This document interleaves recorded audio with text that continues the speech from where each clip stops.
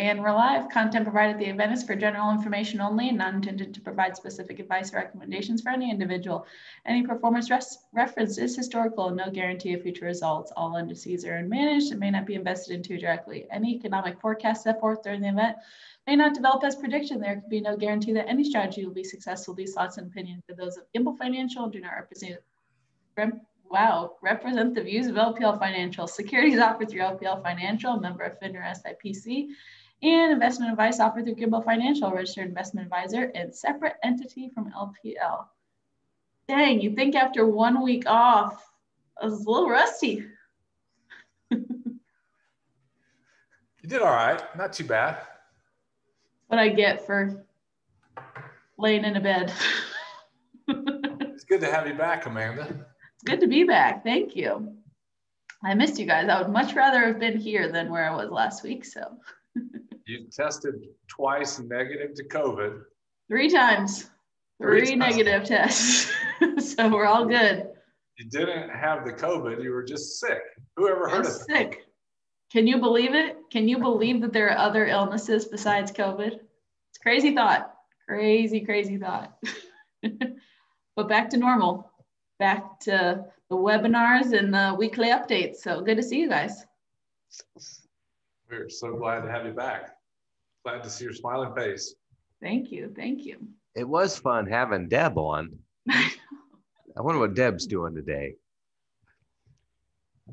It's not her day off. She does not. She still works on Fridays and Tuesdays. Deb is a behind the scenes person. Many of you know that.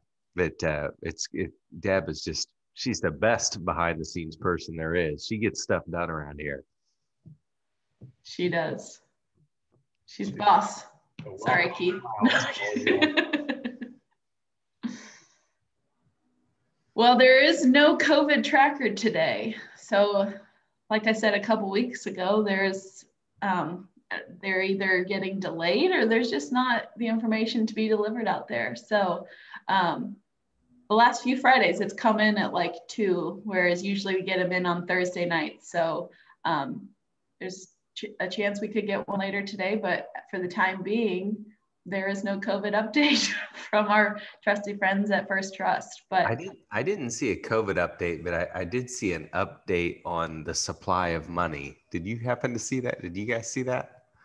It's another update, and it's basically we talk about supply and demand on this show all the time, but money itself has a supply and demand challenge that's graphed on a regular basis, and there's a lot of money out there. There is. Are we done with COVID? I would say the only COVID tracker I had was I was tracking north and northern Indiana, and their attitude towards the COVID was that is so yesterday. And my guess is that supply and demand will dictate what actually happens. We'll probably hear fewer COVID updates. COVID will probably just disappear. There probably won't be a bell ringing announcing when you can go out to see people. It'll just, but up in northern Indiana, I think that if there were a bell, it's already rung up there. And so the people from Michigan who were closed down, they would come into Indiana and go to the grocery. They'd come into Indiana and go to the restaurants and go to the hotels and bed and breakfasts and things like that. And so that, my guess is that trend will just keep expanding, and that's how normalcy will evolve its way back. But back to the supply and demand, that's just a really interesting thing, is that we're at very low historical interest rates. Money is flowing freely, and the Treasury yields have shot up pretty dramatically since the beginning of the year. And it'll just be interesting to see if the Federal Reserve can actually control things as much as they think they can. Because if once that printing press gets going, it causes a lot of uncertain reactions from people. Yeah, and I think, for the last decade or so, they've done a great job. They've done a great job keeping things, within reason, and we haven't seen inflation spike up. But it'll be interesting to see where we go in the future. I mean, if you're wanting to borrow for a house or a business or whatever it is you're looking at purchasing, with these rates being as low as they are, it's been an interesting time to be a borrower. Probably not a great time to be a saver. Been very challenging time to be a saver. Where could you put your money that you would have low risk these days? And there's just not many options for decent reward. I'd probably be the naysayer to the fact that the idea that the Fed has done a good job. I would think that the Fed has just gone on jumped on a boat and the trend has taken them where it's gone. My opinion is that the reason inflation has been low is because free enterprise has kept inflation low by bringing internet and more efficient ways to do things. The Federal Reserve is just, I think, just been fortunate that the season in time has provided a way out for them, because they've made some, like the current Federal Reserve chairman, it seems like he's more responding to the world than offering his input into it. And so, but with all that, with inflation down, I think turning on the printing press will cause them to have to actually react to things in the months ahead. I don't know I didn't look at that thing you were talking about, Doug. Last I looked, the M2, that's the actual money that's made its way into the economy, was up about 27 or 28%. Yeah, that's like cash that you could, it's things that you could turn into cash quickly. Yeah. So how that might affect investors, I was talking to somebody that has a place in Phoenix yesterday, and ironically, he said the housing prices in his neighborhood are up about 25% over a year ago. If there's 25% more cash, it would seem makes sense. Logical that would be the thing that would push those values up. So it'll be real interesting to watch how that unfolds in 2021 and beyond. Yeah, I'm looking forward to it. I'm looking forward to seeing how the numbers turn out for companies right now, because it was a year ago now that the pandemic started. We didn't even really know it was a pandemic, but a year ago now is when it started. And so companies, they turn in their earnings and their sales results, and they get judged by people who buy and sell and trade their shares. And so I'm really interested to see how the earnings are affected when we go back in time 1 year ago. So we're just now beginning that. Yeah, I don't know.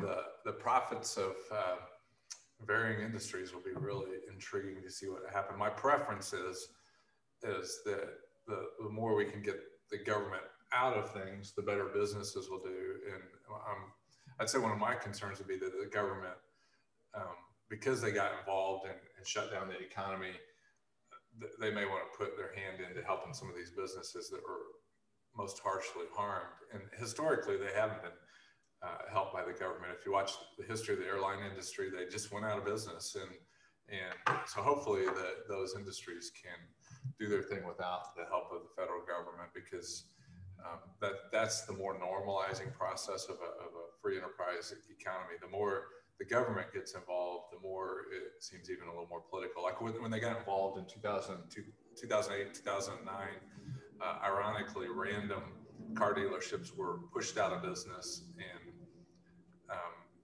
versus some that were allowed to stay in business. Right. And that normally the businesses themselves can handle that without the government intervention. I'm starting to see, I don't know what you all are starting to see out there in observations, but it appears to me that locally owned businesses near our house are thriving. I'm seeing some smaller businesses, they have their doors open. If it's a restaurant, you can even go inside, you can sit down. They can move a lot quicker than a chain would. There's with a chain, there's money influences from all over the country, not just locally. And so those decisions are a little harder to make. They're not as nimble. They're like a bigger boat trying to make a U-turn. Whereas some of these local businesses are starting to open up again. And that's really encouraging to me. We had a friend stop by yesterday, and she was talking about some of the business challenges that she's facing. But the technology has allowed her to do things that they couldn't do a year ago. And so that's exciting too. So I think keep your eyes open just locally in your own community and see what changes are happening quickly versus the ones that aren't. And those are probably the businesses that will start thriving and even hiring again. And I think at these kind of inflection points in an economy is when things are really either huge risk or huge opportunity. There's probably no middle ground. And so you've got a major inflection point, I think, with, I don't know of any time in the last 50 years where the government's intervened like they have in the last 12 months. And so all of that going on, and now when you unleash this thing to see what's going to happen with all this extra money and just a lot of uncertainty, it'll be curious to see. I was looking at a chart here, if it'll open up for me.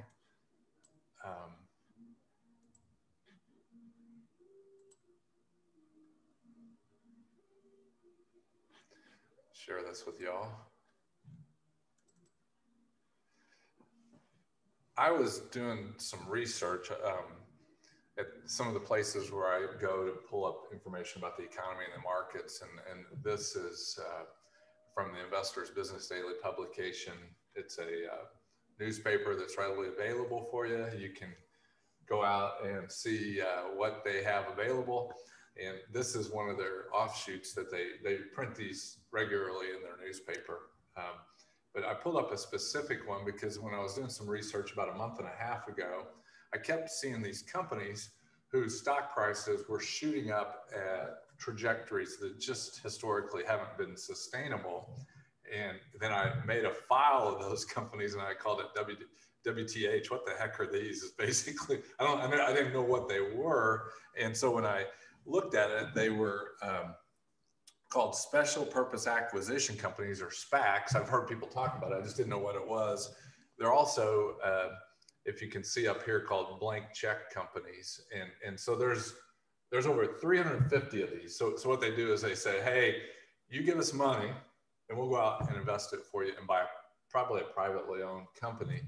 And so what I was looking at on these was in April, a year ago, this is an index. This isn't an individual company or any this is just the average of these guys. And in April, they were trading about 900 on the index. And by July, it was up to 1,400. So it had gone up basically 50%.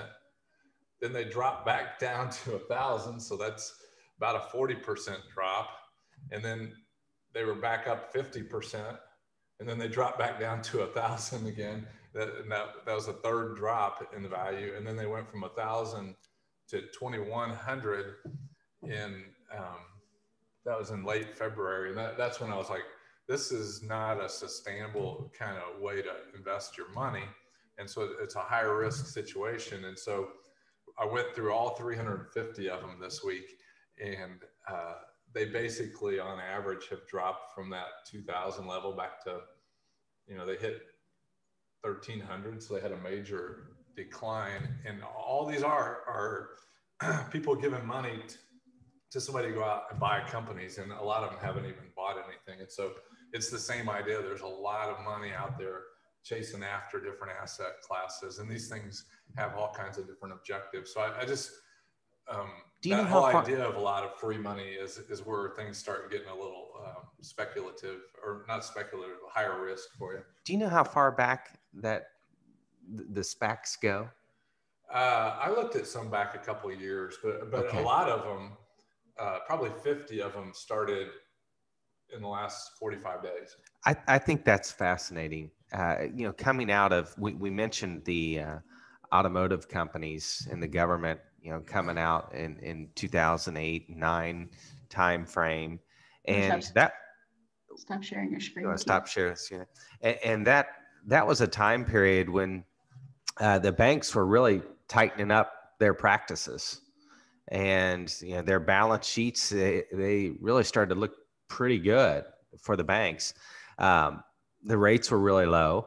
The only problem is no one could borrow any money, especially if you're a business owner and you're trying to borrow some money. You had to just go to all ends to prove that you were worthy of the loan. And so several of these private equity groups started to emerge and and really do very well. Several private equity groups started to emerge and buy companies, buy businesses, and thrive because they became the bank. And with these SPACs, it's kind of an extension of that, where now you can be part of this, and it just keeps getting more aggressive. What is it? The pendulum always swings, and so the pendulum is way out there right now on the SPACs, and I would look for that to come back the other way. Well, and it's just risk. It's just the ownership of businesses can be structured in a variety of different ways. And when these private equity firms, whether they come in the form of a SPAC or whatever, come in to buy out companies, they generally are coming a little more close to home than, say, a Fortune 500 company that's buying out a big company, because a Fortune 500 company has to buy out another large company in order to make any impact on their profits. These SPACs can go out and buy your local business that employs your neighbors. Right. And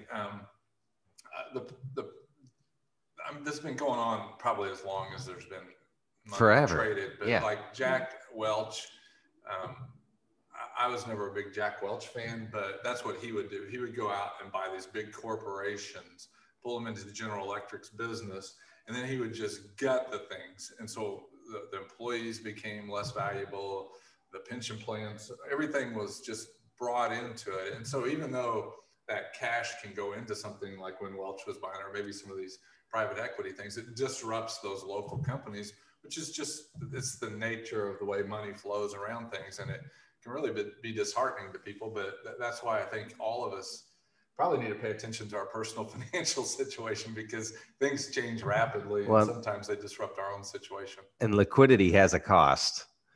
And so, yeah, when you showed the graph earlier, the cost of liquidity is price fluctuation can be pretty wide.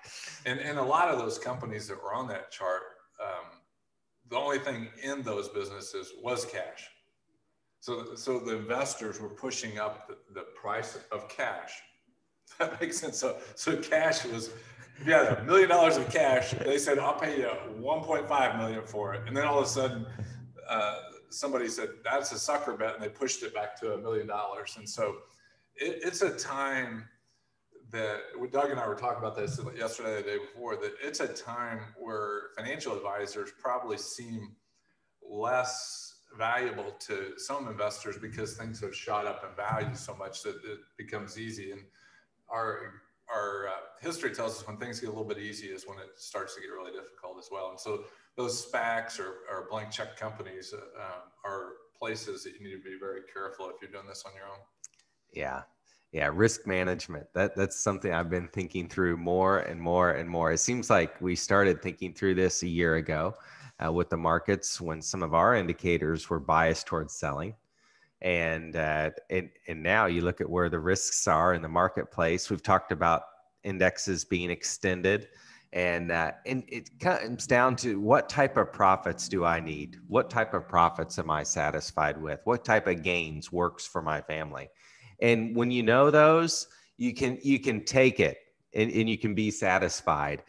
It is tough when your next door neighbor is doing better, or your cousin is showcasing how well they've done. But really defining, what is a good profit for you?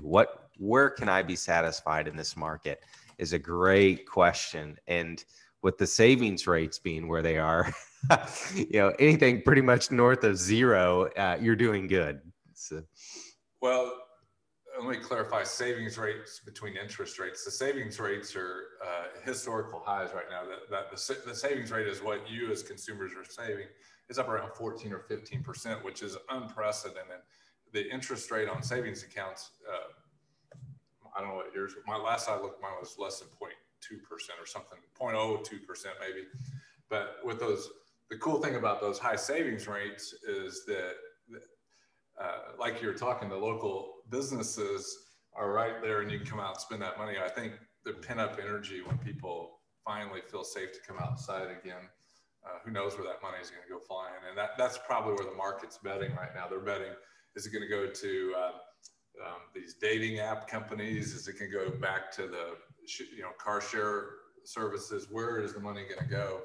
probably travel companies, you're going to see money because people are probably wanting to change their view. It could even go to existing old businesses that haven't been market leaders, but they've just chosen a risk to be open. Yeah. And if there's supply and demand and you can't go get your coffee and breakfast at one location, but yet the other place is open, that could be the place where the money travels to. Right. And even in the restaurants, you know, the capacity has shifted how they do business. You know, there's not as many tables in restaurants as there was a year ago. I've noticed some chains that the indoor seating isn't even open yet. And so their model is just, we're going to move to drive-through. And we saw some of those shifts happening throughout the last 12 months where restaurants that had business models that enabled them to get food out the door without opening the doors, they did really well throughout the pandemic.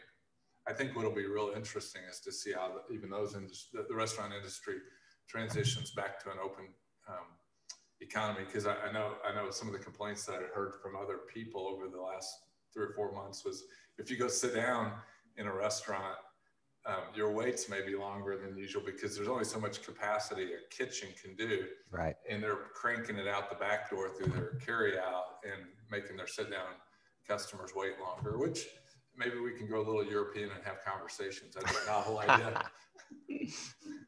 Yeah, I like that idea. I was at one of those this morning. Yeah, it was really great. It's great to see people funneling in and talking about their shots that they've had. And you can tell there's a new level of optimism. And I like we started this call with, I think that just starts to carry over one person at a time. And in the end, that's what we're going to be talking about when it comes earnings season around, is who's buying what and who's being rewarded for taking risks to be open. And I think you'll, where things get choppy in, you know, the value of assets is when money starts moving from point A to point B. And I think we could be in a season where money starts moving around, you know, where people have been locked into thinking this is how I have to operate. When all of a sudden the doors are open, they may shift their capital in ways you could have never expected. And you know, the example that comes to mind is we had our uncle living with us for much of 2020, and we helped him move into an assisted living just in time for them to lock it down last fall. And now that they're unlocking it, they went from letting you visit with them for 5 or 30 minutes in a common area to now they just opened it up so you can actually go into the room again. And it just opens up different conversations, like that talking with somebody over the phone, maybe, or FaceTime, maybe a certain conversation, but when you're face to face and talking about how's this really working out for you, it creates different conversations that maybe change it. I don't know. We'll see. There's a nursing home right by our house, and we're friends with these folks on Facebook. I really like these people. And what they've been doing is they know that you can't come in and visit your loved one. And so they've been bringing like entertainment in. They'll do like coffee on Friday mornings. They'll do a happy hour in the evenings. And then they show pictures of their residents participating in these events. And so I thought that's really cool how they've been bringing people in. They bring a chaplain in every Wednesday. And so maybe you can't go see your loved one right now, but there are neat things happening. These are business people. They've got to keep their customers happy. Yeah. And so they've been pretty creative with what they can do. And this is the most vulnerable of people, but yet they've been taking risk by giving them life. I've been really encouraged by that. And I think it'll be just like that Indiana-Michigan border, depending on like if you're in assisted living, you got locked down, say in October, there really wasn't a plan B to what you do, right? But now that they're opening up a little bit, that all those consumers in those different places may start shopping around for alternative solutions, because isolation and loneliness is a big deal. And so some of those places were a little more lonely than they really could ever imagine. And so it may end up affecting their business model, which is...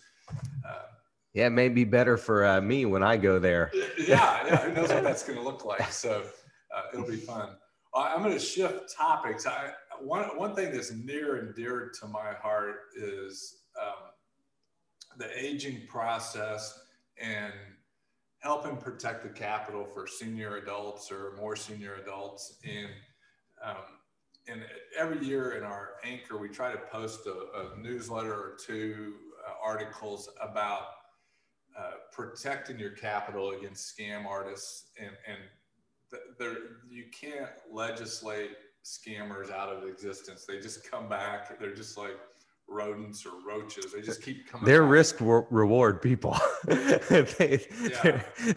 And I would encourage you, if you're young, you can share this video with your more senior family members. If you're more senior, share this with your younger family members, because the scam artists, in my opinion, is that the scam artists are trying to get the elderly in between that point where you have good cognitive skills and you've gone to complete Alzheimer's or dementia. In that gray area in between is when these scam artists, that's who they're marketing to. It sounds bad to say that they're marketing it, but that's exactly what's happening. They crank out enough numbers and they try to find somebody that their cognitive skills are just a little bit less than they were, so they can still talk on a phone, and but they're not good enough that they can recognize that what's being told to them isn't true. Does that make sense? Mm-hmm. And unfortunately, we've walked through clients and families of clients that these things have sucked in the elderly and for real money. And I can't remember the largest number. I think one of our friends mailed close to $20,000 of cash to one of these people. Thankfully, there's ways to stop that.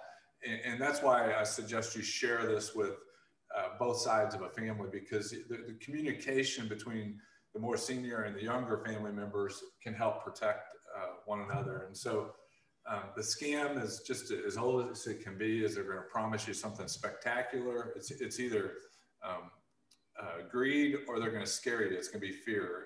And so these scam artists a lot of times aren't based in the United States, but it's kind of a pyramid scheme, how they distance themselves from where the actual transaction takes place. And so I was doing a little research yesterday, and I'll share this YouTube with you. I'm not going to play it, but if you go to YouTube and say "Glitter Bomb Trap Catches Phone Scammer," Mark, what's his name? Roper, I think is his name. And he does a really good job of explaining how this scam works. It just the video just came out 3 days ago, and there's already been almost 5 million views of it. And so understanding the mechanics of how scams go and understanding how to protect your family is a big deal. And one of those things is probably to, for those that are older, is to maybe allow some transparency to our younger family members, so they can maybe look at our credit card statements, see if there's anything squirrely going on, look at our bank statements, make sure there's no cash withdrawals going on, because there's all kinds of scams. And so they go over a really nice explanation. I was talking to one of my offspring yesterday, and there's even a scam coming after the Amanda age people, and it's through. Are you familiar with this one, Amanda? No, but go ahead, finish it, and then I got something to say too. It's through I can't remember the name of that hipster app, Venmo. Oh yeah. Have you heard of this scam? I've heard of multiple scams with Venmo. What they're doing now is they send you money. So I would send you money, and what they're doing is they're sending the money from a stolen credit card, and then they hope that you'll say, "Oh wait, this isn't my money," and you'll send them real money back. Mm. And then you find out that the original money was from a stolen credit card. It comes off of yours, but you can't get your money back. So the scam artists not only work against the elderly probably aren't going to have a problem with Venmo, but for all the younger folks, pay attention to your Venmo and be very careful sending somebody money. Yeah, I've seen that scam's worked in a lot of different ways, whether you go on Craigslist and send somebody a check, or those sorts of things. There's so many technologies out there that are just readily available to us as well. I don't know about you guys, but I probably get like maybe on average 5 to 8 silenced calls a week, or maybe even a day. But I've noticed now my phone, there's a setting on an Apple phone. I don't know if it's because of Verizon in particular, but you can now like silence unknown numbers. And so that just is one less risk to even answering the phone. My mom was someone who I love you, Mom, but you were someone that answers every single phone number that comes across your phone. I'm like, just don't do it. Just don't waste your time. And you know, a lot of them have even been leaving messages these days. And so just going in and deleting those messages too. But just another little tip that I've picked up on as well. Yeah, the IRS is not going to call you. Yeah. You have not won a lottery. There's not a kid in Nigeria that needs you to help transfer money. If any of these things start happening and you think it's real, talk to your family about it. Right. And if you're a family member and somebody's talking to you about it, don't make fun of them. They're legitimately trying to figure this out. So work together on this thing, because silence is the scam artist's dream. And so you just need to communicate. That's all I got, Amanda. No, that's great. Thank you guys so much. I think we're just about out of time. Anything else, Doug? Nothing for me. You guys have a great weekend. Thanks, you too.